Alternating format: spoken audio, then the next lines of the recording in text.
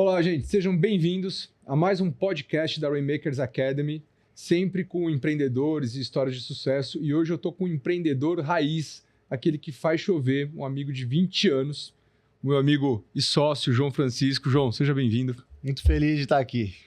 Olha, o João, ele é especializado em negócios de impacto, SG, ele é investidor anjo, sócio da Rainmakers Academy aqui. E eu fiz questão de trazer ele aqui porque nós temos 20 anos de história. E eu fiz recentemente um Reels falando sobre a importância de escolher os sócios certos, né? Falando até, foi uma polêmica, porque eu coloquei ali que, João, eu fiz um Reels, e nesse Reels você deve ter assistido, eu coloquei ali que escolher sócio é quase uma arte, é quase como um casamento, né? Então, se você escolhe um sócio com muito mais dinheiro que você, ele provavelmente não está no mesmo momento ou não tem a mesma, os mesmos, se não tiver os mesmos valores, ele vai administrar a empresa com o bolso dele, espremendo cada vez mais, porque ele não precisa de retirada de lucro, ele quer ver a empresa crescer, então ele quer reinvestir cada vez mais. E assim, eu comparei isso na vida, né? E eu tomei muito tombo, eu tive muito problema com sócio com muito menos e com sócio com muito mais. E a gente sempre foi bem parelho, né?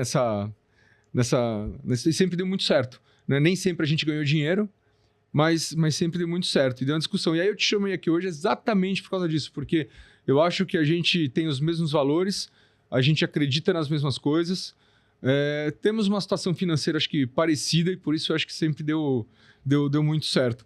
E aí eu te trouxe exatamente aqui para a gente conversar um pouquinho sobre nossas histórias, sobre tudo aquilo que a gente já passou, né? É importante dizer que a gente não foi sócio esses 20 anos. Nós somos amigos há 20 anos e a gente já teve 3 sociedades, acho que 2 sociedades, essa é a terceira, se eu não me engano, mas tivemos alguns negócios em parceria também. E eu tô aqui, João, conta um pouquinho para mim do negócio SG, desses negócios. Você sempre foi inovador, sempre gostou de negócios de impacto, né? E hoje você está trabalhando com SG. Eu sempre fui apaixonado por um negócio de impacto, né? Negócio que tem um propósito que vai além de geração de lucro e tem algum tipo de impacto, né, social, ambiental, inclusive alguns escaláveis, né? A gente se conheceu num negócio de impacto, né? Eu tava numa época eu estava com muito caixa lá para investir e tal, a gente foi bater um papo, falou, João, tem um negócio aqui de impacto para você, uma coisa revolucionária. Em 2 dias a gente estava na Suíça, né? Negociando com o investidor. Essa história, eu vou contar, eu conheci o João em 2007. Eu e ele, nós patrocinávamos um programa de impacto, né? O Dia de Fazer a Diferença da Record, que a gente tinha um amigo em comum, que era o idealizador desse Dia de Fazer a Diferença. Até hoje não? Acho que até hoje a marca é do Magdiel, né? E é uma pessoa que a gente gosta muito. E a gente se conheceu apresentado por esse amigo. E aí, logo depois, a gente fez uma parceria com um sistema de educação. Eu acho que, se eu não me engano, com a Petrobras, alguma coisa assim. E aí depois eu te apresentei em 2009, depois de 2 anos, o Paulo, né? Paulo. Ah, essa história tinha que fazer um livro. Essa história ela merece um livro e eu acho que vocês vão se divertir muito ouvindo isso, porque lembra que eu falei para vocês que ia escolher bem o sócio. E olha, eu fui uma viagem em Portugal, um amigo meu, né, chamado Nelson, né, que acho que hoje ele deve estar com uns 80 anos, o Nelson, tem que fazer uma visita pro Nelson. Tinha um amigo dele que era o Paulo, que falou assim, olha, eu criei um gerador de energia de modo contínuo, né? Não era modo contínuo, mas era quase isso, né? Ele gerava e exportava energia com o uso de rotores magnéticos e um mecanismo hidráulico. Era uma coisa muito maluca, né? Que a gente validou, inclusive, com alguns engenheiros, então a gente se empolgou. Não, e ele ligou para mim, eu falei assim, ó, vamos para Portugal. Fui pro Algarve, se não me engano, fui ver, fiquei maluco com o negócio, meio que validado. Só que nesse mesmo dia que o Nelson me convidou para ir lá, para a gente investir nele, ser o fabricante disso, no começo era eu, aí ele tinha recebido uma proposta de uma empresa na Suíça. Qual que era o nome da empresa? Monopiguet. Monopiguet. E aí... Tava engessado lá, né, parece. Brigando com os caras. Quando eu conheci, ele tinha acabado de receber a proposta. Aí ele foi para a Suíça, não deu certo o negócio comigo, com o Nelson, com ele. E ele prometeu pro Nelson que se desse certo com a Monopiguet, ele ia ligar pra gente ter a patente disso no Brasil. Dito e feito, ele foi, aí a gente foi pra Suíça, a A gente viu toda a estrutura lá dos suíços, estava na Universidade de Lausanne, né? Que tinha com os engenheiros, tinham validado o negócio e tal. Eu voltei para o Brasil, conversei com a Positivo. O pessoal da Positivo falou, não, se isso for sério, a gente investe e tal, aquela história toda. E eu lembrei do João. Eu falei, João, tem um negócio aqui de impacto. E contei toda essa história para ele. Né? E aí o pessoal da Positivo ia para lá, lembra? Lembro. Ele ia para Lausanne para certificar todo o negócio e ser a pessoa que ia entrar com a gente. E aí chegou lá, 2 dias antes do pessoal da Positivo, esse cara surtou. Você lembra disso? Ele surtava toda hora, né? Ele surtou de um jeito que o pessoal lá da Suíça travou a máquina. Cara, uma máquina... Qual era o principal diferencial dela? Explica para...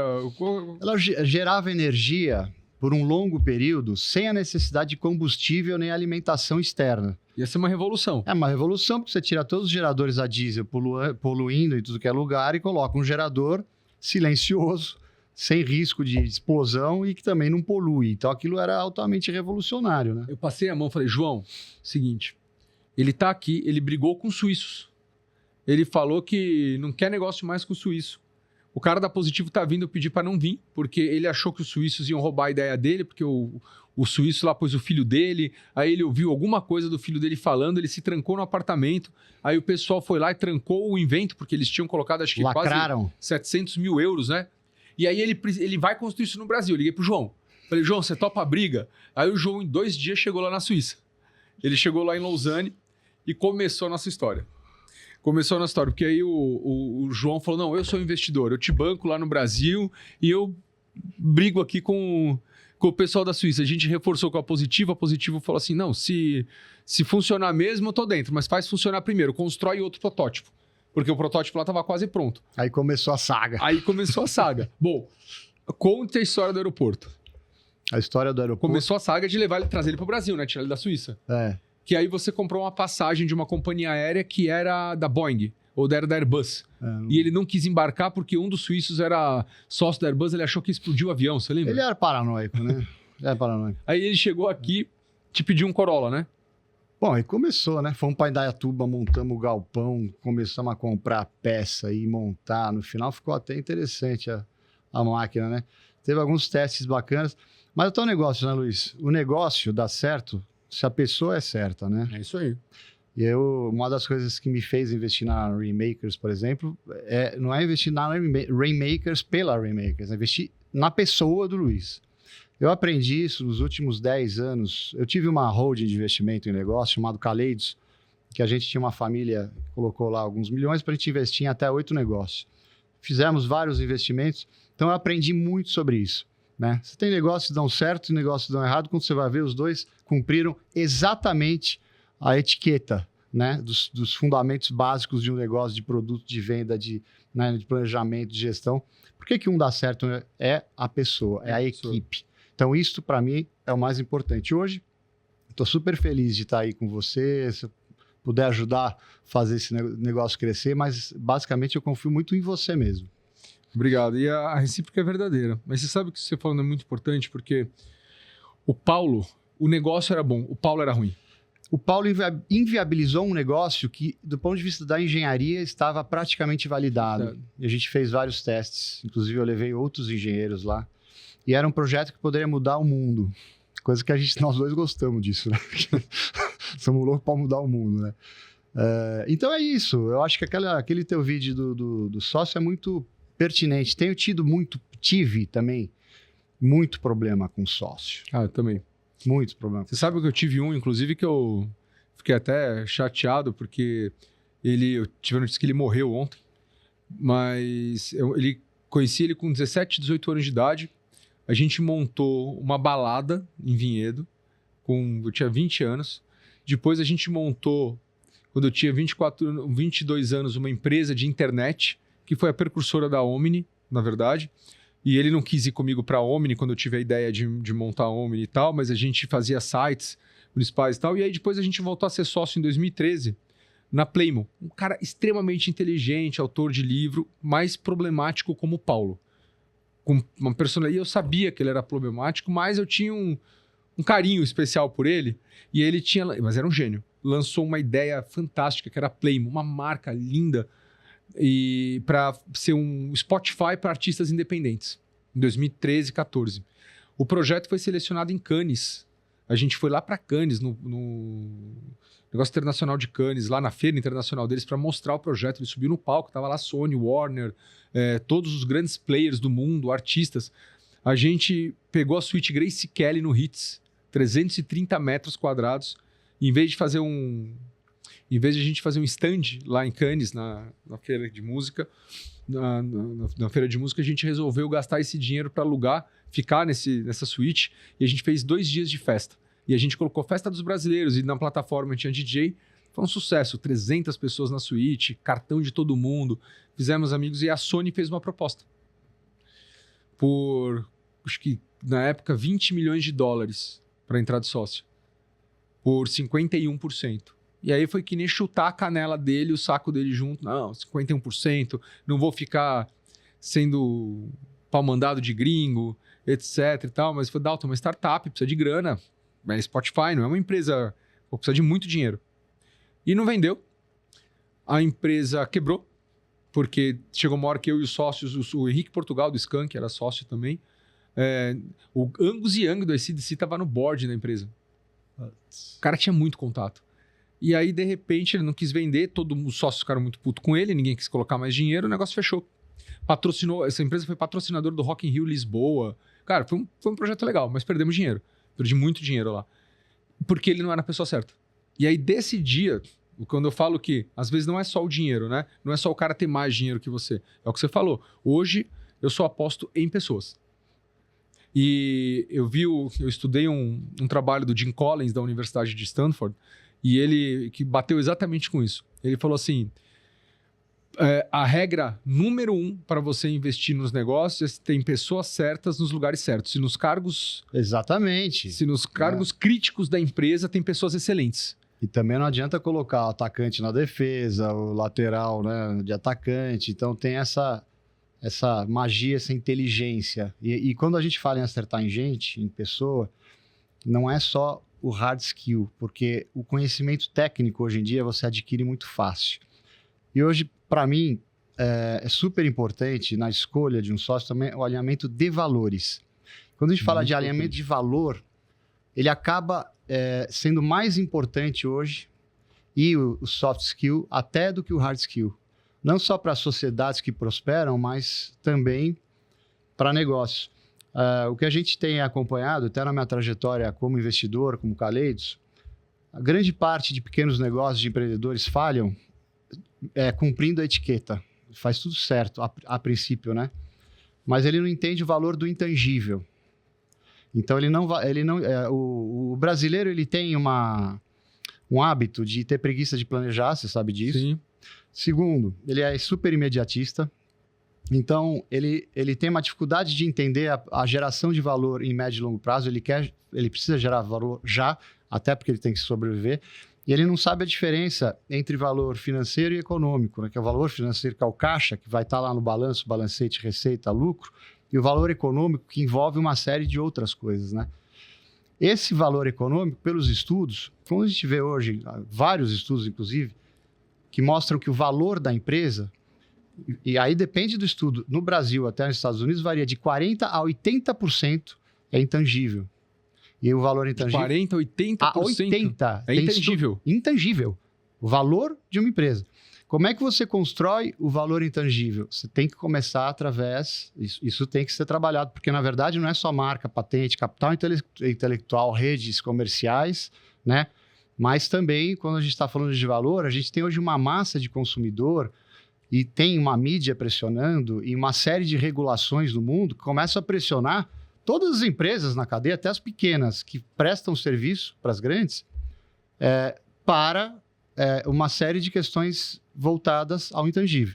Então, a gente fala de ESG, na verdade, o ESG foi uma sigla criada pelo mercado financeiro internacional para proteger o valor financeiro de empresas investidas pelos bancos e pelos fundos, né? Por quê? Porque eles começaram a pesquisar e perceberam que as empresas começam a não performar e muitas vezes o motivo, a exposição de risco, não são os óbvios. São questões relacionadas ao meio ambiente, a relação da empresa com as pessoas, a relação da empresa com, né, com o social, com o ambiental e com a governança. E a governança, que tem um monte de... É o pilar que vai mostrar que aquela gestão é madura. E hoje, explica para o pessoal o que é ESG. ESG para quem não conhece. é uma sigla que vai falar de meio ambiente, né? O E. O S é o social e o G é a governança. É um tripé, que eu não digo que é um tripé. O ESG, ele é um modelo de gestão que vai transformar, fazer com que a sua empresa se destaque como uma empresa com menor risco, maior potencial de geração de valor, mais sólida, focada em boas práticas e também em toda essa parte de gestão e governança para proteger a conformidade, o compliance, né? Então, ela é uma empresa com menos risco, com maior potencial de atrair e reter capital. Se você fizer já tem pesquisas hoje que os maiores fundos que investem em empresas hoje estão vetando empresas que não têm performance ESG, começam a dar mais dinheiro em empresas que têm ESG. Então, por exemplo, a gente poderia dizer que os empresários que estão na Rainmakers Academy vai ter o teu curso de ESG e a gente pode implantar essas taxas. Exato. Eu vou explicar para todo mundo que ESG também serve para pequena empresa. Por quê? Para destacar, solidificar o negócio, transformar esse negócio num negócio de maior valor, trazendo também o intangível, e um monte de coisa que a empresa já faz que ela nem sabe que é ESG. Quando a gente fala, por exemplo, de trabalhar as pessoas, por exemplo, vários critérios do ESG, até na ABNT, que é uma certificadora ESG, a principal hoje do mundo, e a minha metodologia segue da ABNT, são 42 itens, e aí eu vou pegar e enxugar esses 42, dependendo do tamanho da empresa e tal, ela vai ver que um monte de coisa ela já faz e outras ela tem um buraco, ela tem que melhorar. Então eu ajudo a medir de uma forma muito simples, rápida e barata, qual é a tua nota de 1 a 5 de maturidade em cada um, né, de governança social e ambiental. Que legal. Tá? Você vai ter os gráficos, a nota, e eu vou te falar, olha, para você ir do 2 para 3, você tem que fazer isso.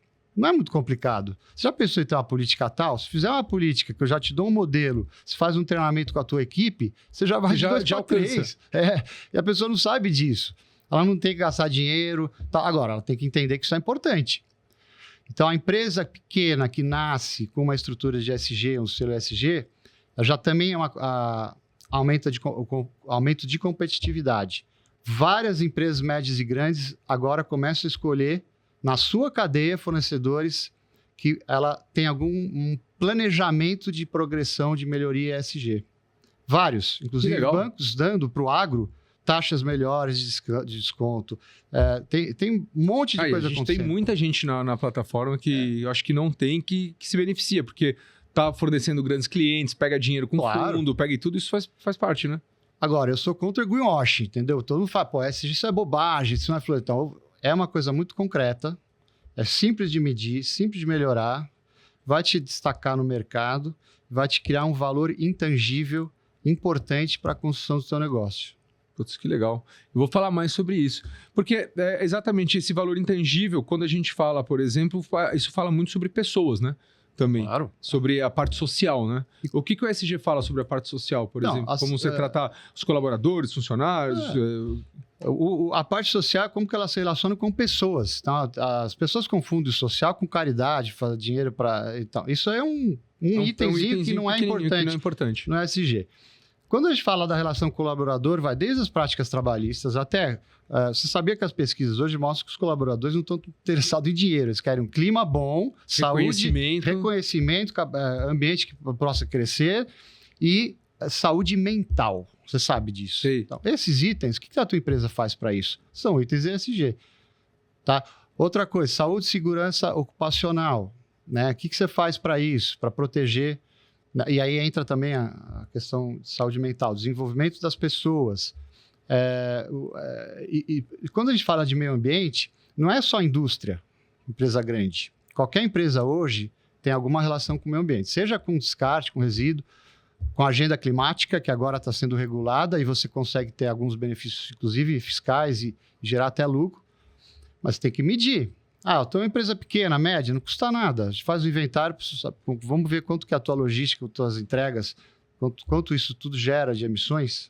E aí você tem um plano de compensação. Que legal. Né? Isso vai muito a ver com que A gente estava falando de pessoas lá, eles sempre falaram o seguinte, e aí tem que ter o empreendedor, é que nem a gente fala quando a gente coloca os 8 hábitos, né? Não adianta dar curso de treinamento quando o cara fala, implanta aí. É o que você falou, tem que acreditar, né? E uma coisa que me chamou a atenção do Jim Collins, quando ele falou, foi o seguinte, ele disse que a Pixar tinha o Jim Collins tem uma história incrível, porque ele era chefe da cadeira de empreendedorismo de Stanford, e o Steve Jobs esteve lá em 2007, conversando com ele, e ele teve a oportunidade de perguntar para o Steve Jobs, cara, como é que você conseguiu tirar uma empresa da falência, com todo mundo desmotivado, e levou ela a ser a primeira empresa do mundo? E ele tinha ido lá porque ele queria montar uma universidade de empreendedorismo dentro da Apple. E ele foi procurar o Jim Collins e a Universidade de Stanford para ajudar ele nesse processo. E aí ele falou o seguinte, que dentro dos escombros da Apple, que estava toda ferrada, ele achou pessoas que acreditavam naquilo que ele acredita. Pessoas novas que nem tinham trabalhado com ele, mas ainda acreditavam nos valores da Apple. E aí eu falei, eu peguei essas pessoas que acreditavam nos valores, que não era dinheiro, eles acreditavam no que a Apple representava para o mundo, e eu comecei com essas pessoas. E ele levou isso para a Pixar. E quando ele comprou a Pixar de George Lucas, ele falou que os filmes eram horríveis. Então, Jim Collins falava assim, cara, projetos bons com pessoas ruins quebram. Projetos ruins com pessoas boas prosperam, porque todo projeto que você começa com startup tem que pivotar, às vezes. E se você tem pessoas boas, mesmo que o projeto seja ruim, você tem pessoas boas para pivotar. Exatamente. O negócio, né? Eu costumo dizer que tudo pode dar certo e tudo pode dar errado. Uma péssima ideia pode dar super certo e bombar, e uma grande ideia, ela pode dar errado, né? Outro dia eu falei, me dá um caso... tudo depende do como que você faz, né? Como você executa e tal. Quem é que poderia imaginar que um aplicativo de meditação ia ser unicórnio? Quantos aplicativos... Você já viu a quantidade de soluções gratuitas que você tem hoje na internet? O que na tua opinião aconteceu com isso? Eu acho que toda essa construção de valor, desde o início, de como é que ele construiu essa imagem, esse valor, e os detalhes do negócio. Porque muitas vezes você pode seguir toda a cartilha e o que vai te diferenciar vão ser detalhes. A experiência que você promove para o teu cliente, ela é especial. E quando você falou da Apple, é isso. Se o teu negócio nasce com pressa, sem querer ser especial, você vai perder... Você acha que você está ganhando tempo porque você está louco para pensar em produto e venda. Certo? Certo. Só que todo mundo pensa em produto e venda. Todo mundo quer ver o ponteiro crescer, né? Então você vai ser mais um. Por que isso é especial? Aí entra a questão dos valores, do propósito. Isso tem muito a ver com o ESG. Aliás, o quanto o propósito da tua organização mais elevado está no core do negócio, você pode medir isso e é um item ESG, certificável. A gente sempre entregou muito na Rainmakers e cobrou pouco. Né? Então a gente dava um treinamento, ficava com um grupo de WhatsApp respondendo pergunta por 1 ano e o cara pagou uma palestra. E a gente identificou que as palestras, as mentorias escalaram muito, então você vai assistir hoje uma palestra de um mentor bom, um cara experiente, mas ele vai te cobrar 20 mil por 2 dias e mais 120 mil para te acompanhar por... A gente pensou, cara, beleza, para quem paga, eu acho que... E aí as pessoas que pagam falam, não, o conteúdo é legal, mas eu estou aproveitando o network. Essa foi a resposta. E a gente vê que 99% das empresas no Brasil são pequenas e médias, e a gente pensou, cara, se a gente fizesse um trabalho com elas exatamente para implantar os 8 hábitos, o ESG, o valor, a história de a gente implantar, ensinar para elas o que é valor, o que é compromisso, começando... O Simon Sinek fala um negócio muito legal, né? Quando ele fala daquele Golden Circle, que ele fala o seguinte, cara, por que a Apple... Por que a Apple se tornou a maior empresa do mundo? Com a proposta de valor. Tira a proposta de valor da Apple. O que ela vira? Nada, não tem nada. E aí ele fala o seguinte, ele fala nos primeiros capítulos, ele fala assim, por que a Apple e não a Dell e tal? Agora, faz sentido você comprar um MP3 da Dell, um tablet da Dell? Cara, não faz sentido nenhum, né? Se a gente pensar, falar, Dell fez um tablet e quebrou, tipo, teve que tirar do mercado que não vendia. E a Dell tem credibilidade, tem marca, só que as pessoas queriam o Apple. Porque começava pelos valores, né? Pense diferente, nós acreditamos em pessoas que podem mudar o mundo. Aí você não conquista clientes, você cria uma comunidade de gente que tem tesão de fazer parte desse negócio, porque, pô, eu acredito, entendeu? Aquilo ali vai... Agora, não é que aquilo ali vai mudar, eu tô ali por mim, né? Porque eu acredito naquele... Exatamente. Então, isso você não vai criar se você não fizer se você não nascer com uma proposta de valor. A gente fez a Rainmaker exatamente assim, a gente não se preocupou em vender um curso, a gente criou uma comunidade, e aí a gente colocou um preço que todo mundo pode pagar, ou você conhece 6 mentores por R$500 por mês. Exato. E aí essas pessoas estão trocando informação lá dentro e o nosso objetivo é ter o valor de escalar essas pessoas. E aí estamos entregando sempre mais do que aquilo que prometemos, porque a gente acredita que, o brasileiro, a gente só não é o melhor país do mundo por causa do nosso sistema educacional e que a gente treina a galera para ser empregado e não ser empreendedor. E é o que você falou, né? O brasileiro, ele arranja investidor, ele já quer retirar lucro no mês seguinte, não quer viver de salário. Não é? Não quer planejar, não quer gastar tempo, não quer ser especial, ele não quer ter propósito, quer ter valor, não quer nada. Ele quer ter produto, sair vendendo. E aí, meu amigo, todo mundo faz isso. Não, sabe o que a Yasmin falou para mim outro dia? Ela falou assim, olha, eu vi um negócio que as pessoas agora não querem mais assistir aula. Elas querem que um consultor faça para elas. A gente tem que ter esse serviço. Eu falei, isso não é escalável. Né? E outra coisa, se o dono da empresa não quer aprender, aí você tem como é que a gente vai fazer para ele? Aí você tem um problema. Tipo assim, eu tenho que ensinar ele a fazer. Ele pode ser simplesmente capitalista que investiu para... Agora, o líder tem que ter o conhecimento. Não tem que trabalhar para as empresas. A gente tem que pegar aquelas pessoas... Porque, assim, a gente não pode pegar 1 milhão de empresas. A gente tem que pegar na comunidade 1.000, 2.000, 3.000. Vamos selecionar as pessoas que acreditam naquilo que a gente acredita, os donos que querem aprender. Porque quando o cara chega para mim e fala, Luiz, minhas vendas precisam... Eu não dou mais consultoria hoje, mas quando eu ainda dava... Eu olhava para a pessoa, não, treina a minha equipe. Eu falei, e você? Se eu não começar por você, eu não treino ninguém. Luiz, a Rainmakers é especial por vários motivos. Primeiro, o preparo mental. Não adianta. Se você faz a cartilha que você quiser, se as pessoas não estão preparadas mentalmente, ela não vai conseguir fazer nada crescer, tá certo? Então, eu acho que essa parte do preparo mental é um dos grandes diferenciais, que eu acho que você traz Sim. Esse conhecimento. E identifico pessoas como você, por exemplo. Quando eu fiquei muito feliz quando você entrou para ser o nosso investidor e sócio e atuar na operação. Primeiro porque é o que eu falei no vídeo, a gente tem habilidades convergentes, né? A gente tem habilidades diferentes. Sim. Você é um cara mais de gestão, mais pé no chão, que entra numa reunião mais desconfiado e eu mais empolgado. E aí, como eu confio no seu julgamento, você fala, vai mais devagar, deixa que eu trato. E eu deixo o negócio para você, porque eu sei que a sua habilidade é diferente da minha. Né? Mas então, eu me alimento da sua empolgação, que é super importante. E aí é exatamente sobre isso que eu estava falando naquele Reels, como funciona. Quando eu fui procurar você, eu que te liguei, né? Na verdade, não foi você que veio me procurar, eu te liguei. Exatamente porque eu estava precisando de alguém se perfil. Cara, eu precisava de uma pessoa com o perfil do João. Vou ligar para ele, que eu tenho certeza que vai dar certo, ainda mais se ele estiver a bordo do negócio, pela experiência dele, que ele vai trazer para a gente de gestão. E o sucesso é sobre pessoas. Eu sempre lembro do Jim Collins, colocar as pessoas excelentes em cargos estratégicos. Né? Eu acho que é isso que a gente tem que ensinar para esse povo aí. Tá dando certo e vai dar muito certo. Vai dar muito certo. Vai dar muito certo. Diz uma coisa, João. E além da Rainmakers, me fala aí alguns projetos. Além da Rainmakers e SG, o teu projeto agora é a gente escalar a SG pela Rainmakers ou você tem outro grande projeto por aí? A startup que eu criei, ESG Soluções, é para ajudar a pequenas e médias empresas a incorporar ESG de uma forma simples, acessível. E eu preciso focar nisso também, seja dentro da Rainmakers, mas também fora, para fazer esse negócio crescer. Porque o que eu tenho é muito especial. Ninguém no mercado tem. Você pode ter certeza que eu vou divulgar isso. Eu vou começar...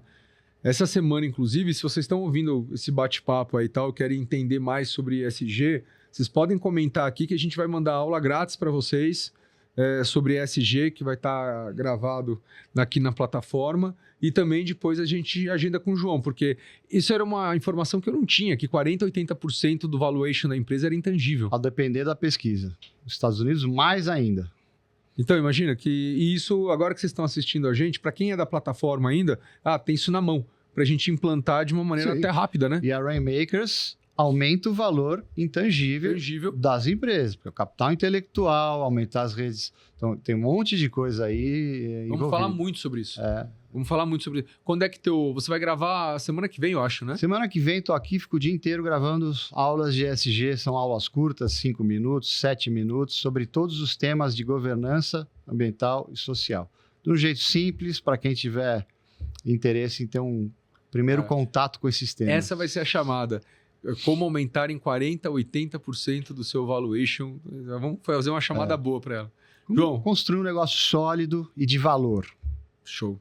Cara, muito obrigado por ter vindo aqui. Eu acho que foi um bate-papo que muita gente vai querer assistir. Tá? É uma honra estar junto com você. Tamo junto, valeu. Tamo junto, valeu.